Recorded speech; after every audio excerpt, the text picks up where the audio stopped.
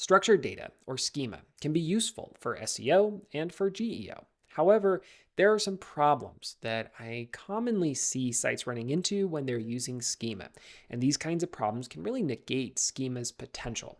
So in this video, I want to walk through some of the most common schema problems I've seen and provide some recommendations on how you maybe need to address those problems when they happen. First, we have invalid markup. Invalid markup is where the schema code contains syntax errors.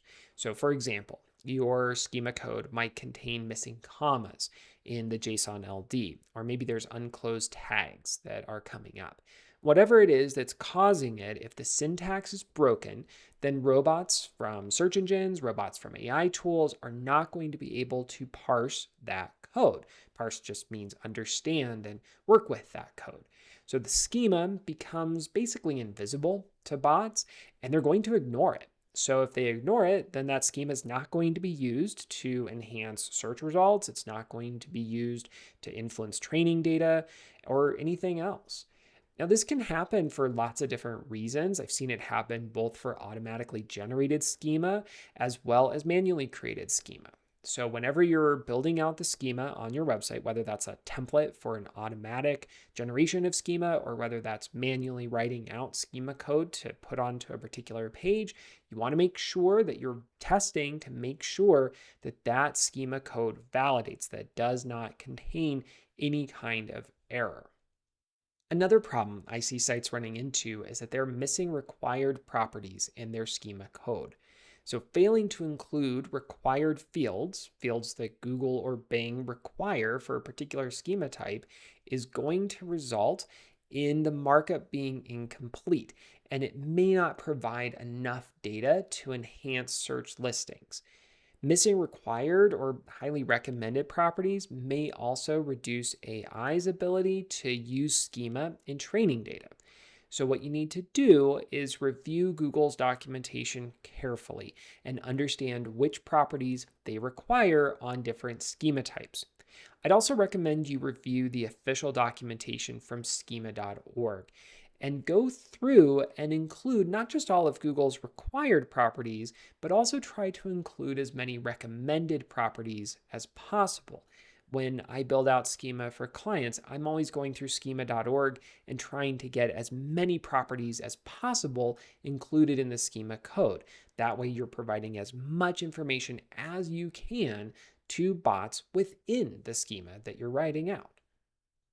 The next problem I see sites running into is a data mismatch issue where there's hidden content presented in the schema code. So this happens when you include information in the schema code that is not visible to a human visitor on the page. For example, let's say you're marking up your page and you're writing out the schema code, and in the schema code you include that this page's content has a 5-star rating. But that 5-star rating doesn't actually appear in the text. This is a problem, and it can start to be seen as something manipulative, like you're trying to trick a bot into seeing something that really isn't there on the page. And if the data in your schema differs from what's presented on the page, Google may actually issue a manual action, and a manual action could remove some or all of your website's content from search results until you fix the problem. So the solution here is to regularly audit your schema code to confirm that everything presented in the schema code is also present on the page, that what's in the code is also presented to humans.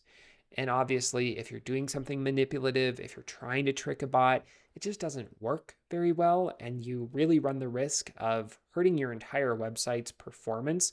So I'd strongly recommend you stop doing anything that is manipulative with schema. Another related problem is a data drift that can happen. So data drift happens when your schema code starts to include things that maybe used to be on the page but are no longer on the page because of updates you've made. This can often happen because schema is written in JSON-LD, and the JSON-LD that schema is written in is separate from the HTML code that the rest of your website's content is presented in to visitors. So that means that your data is actually stated twice within the code. It's stated once in the content that's presented in the HTML to visitors, and then stated a second time in the JSON-LD code that contains the schema and is presented to bots. And this drift can happen when the content is updated, but the schema code is not updated. And that happens especially with manually updated schema. You've manually written schema on a page, you put it in there a few months ago, and now that page has been updated. Maybe the price changed on your product, or the availability or something has changed.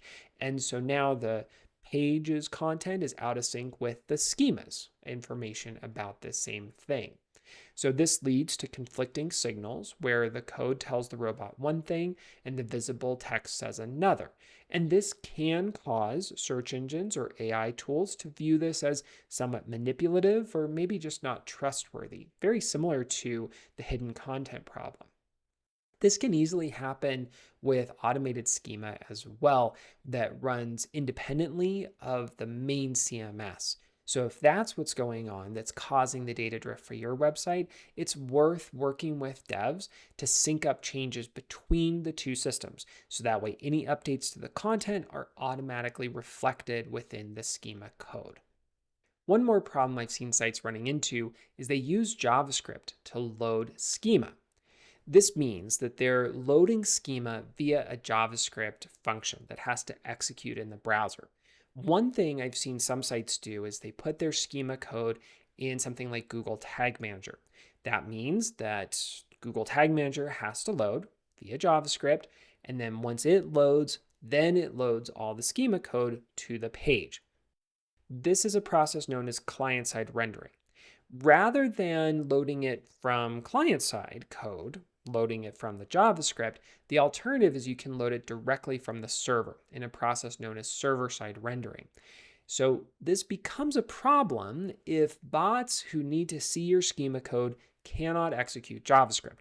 So they aren't trying to load Google Tag Manager. They aren't getting Google Tag Manager to load whatever schema is in there or executing whatever JavaScript function built out your schema code onto the page.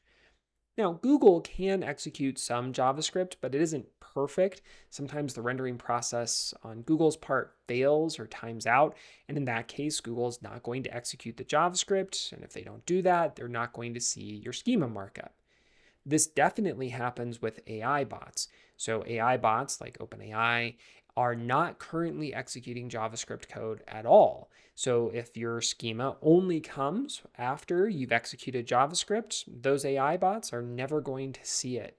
So what you need to do is test how your website is rendering your schema.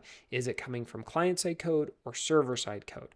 And if it is coming from client-side code, then try to move it into the server-side code instead. If you have any questions about working with schema, if you're running into problems when working with schema, please let me know. I'm here to help. You can email me at matthew@elementive.com. If you liked this video and would like to see more like it from Elementive, please subscribe. Thank you for watching.